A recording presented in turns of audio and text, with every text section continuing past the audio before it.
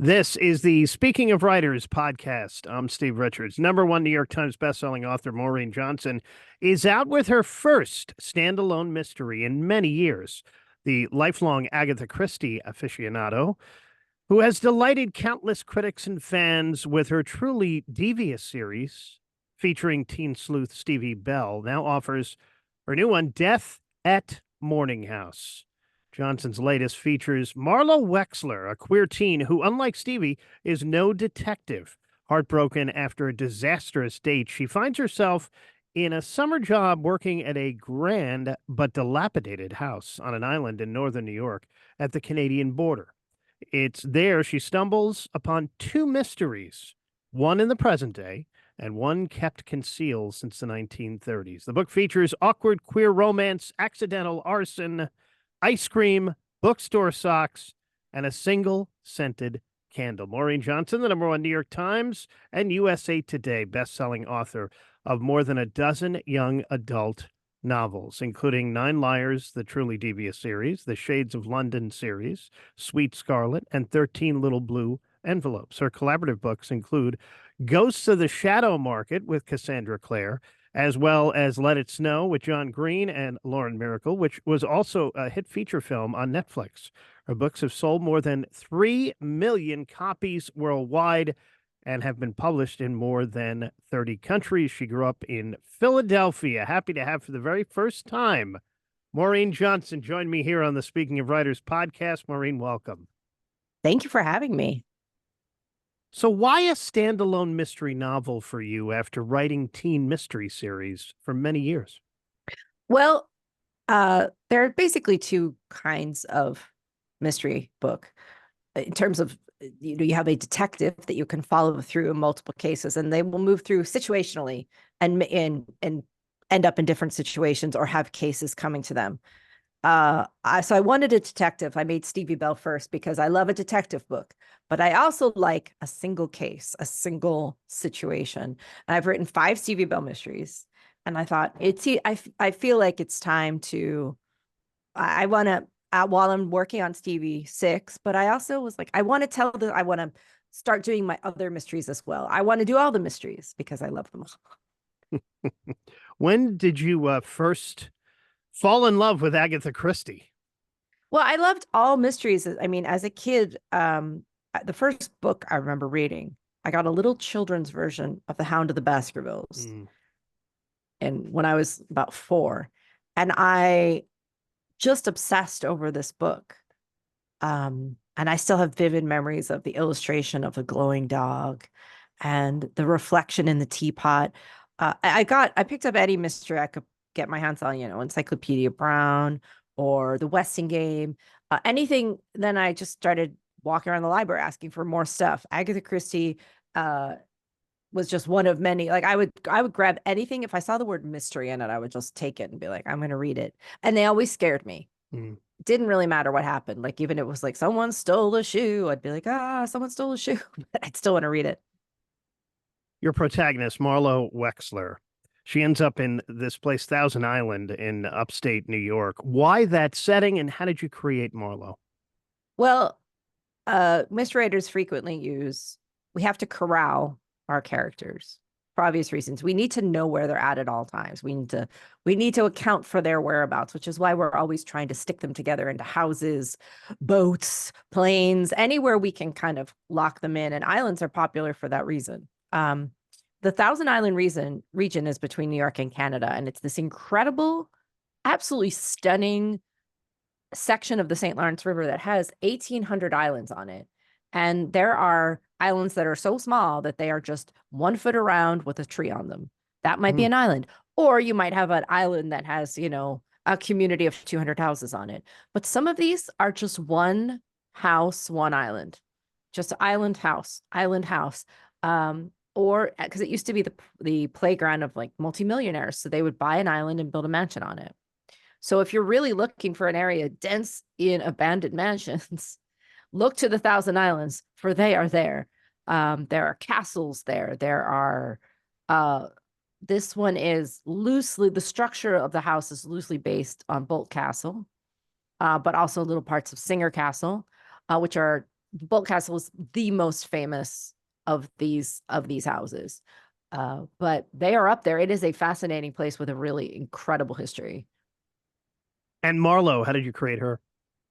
Marlowe is someone who did not set out to be a detective. She is a hopeless romantic. She's and she's bad at it, but she's enthusiastic, and she means well. And she just makes a series. She has bad luck and sometimes makes ridiculous choices, like all of us. So she lands in this situation through romance, gets her there, but turns her into a detective out of necessity. I want to talk to you about your writing process a little bit. Do you like to drop breadcrumbs for your readers to help them solve the puzzle?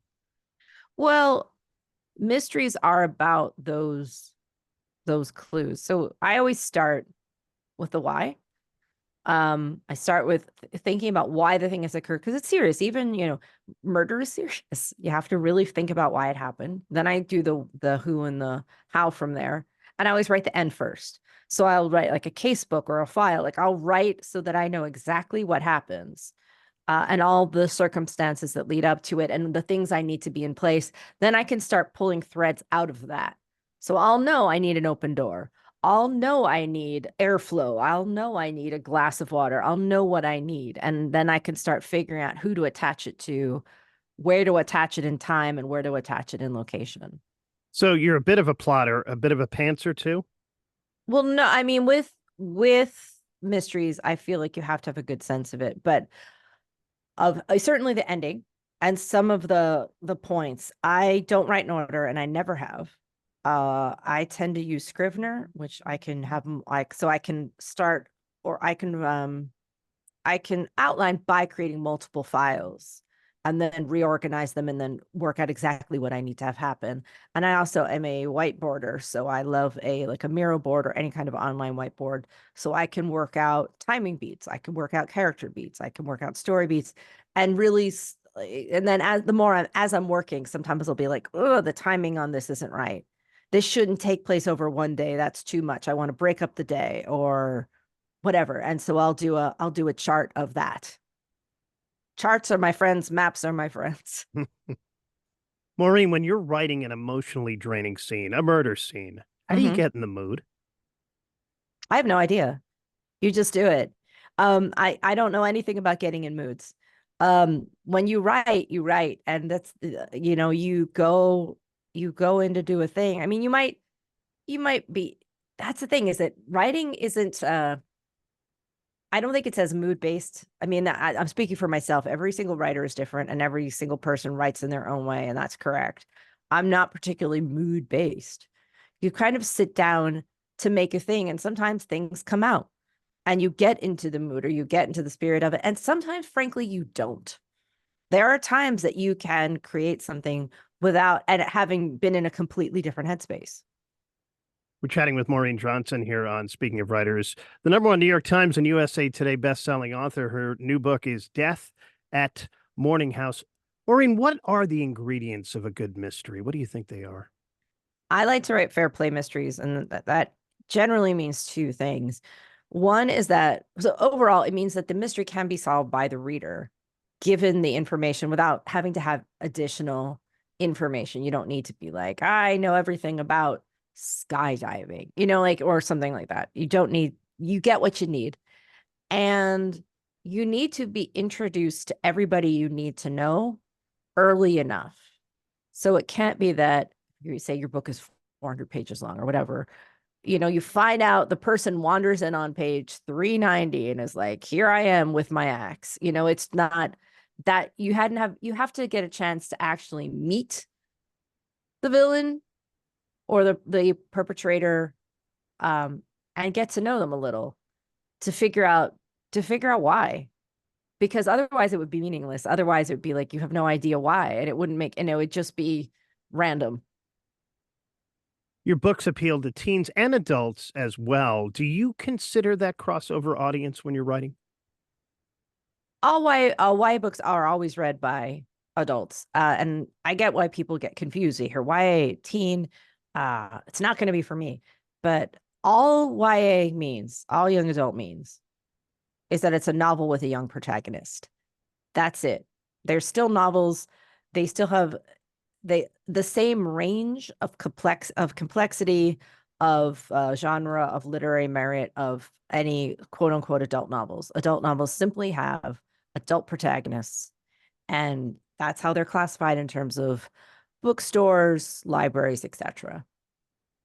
Maureen, I wanted to ask you about an organization you lead too, the New York, Connecticut chapter of Authors Against Book Banning. Talk about that a little bit. Well, it's a national organization. So there's a national, it's nationwide. There are chapters all around the country. I am just I'm one of the two co-chairs of one branch of it in New York and Connecticut. But it's new, created within the last year.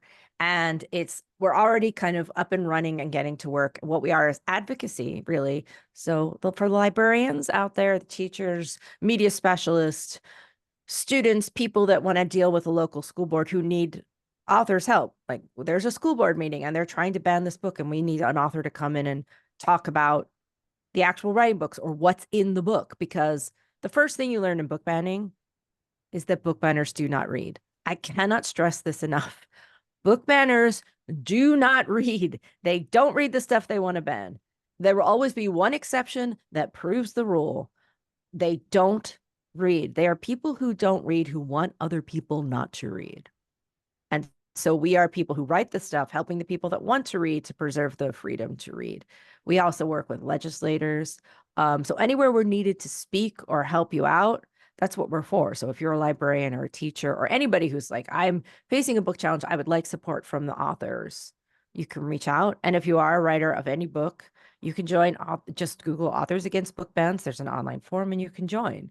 But it's all about supporting efforts. And we're doing our section together. It's like everybody has a part in this process. The freedom to read people, the people running for school boards, the librarians, the media specialists, and the authors, all working together in tandem to support the effort and the freedom to read. Maureen, you've also been very active in social justice issues too, and politics, both online at IRL. You initiated an open letter in support of trans and non-binary communities that was signed by more than 2,000 North American writers as well. Talk about the importance of diversity in your books too. Marlowe self-identifies as queer, and some of your other characters too. It's not even a choice. I think it would be a choice not to write a diverse book. That's just a decision. I mean, just you reflect people as they are, just, and the world is not just any of us as individuals. It's not just what people, a bunch of Maureens or a bunch of anybody who's writing any book. The world is a lot of different people, and to say it's otherwise is a level of self-obsession that needs to be looked at. And what is next for you in your writing? Stevie Bell 6, which is the new Stevie Bell mystery, is underway. I'm also writing a series of dossier.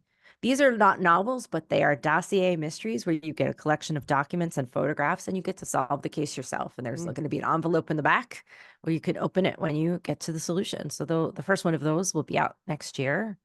And then the next Stevie book will probably be out, I think early 2027. So about a year.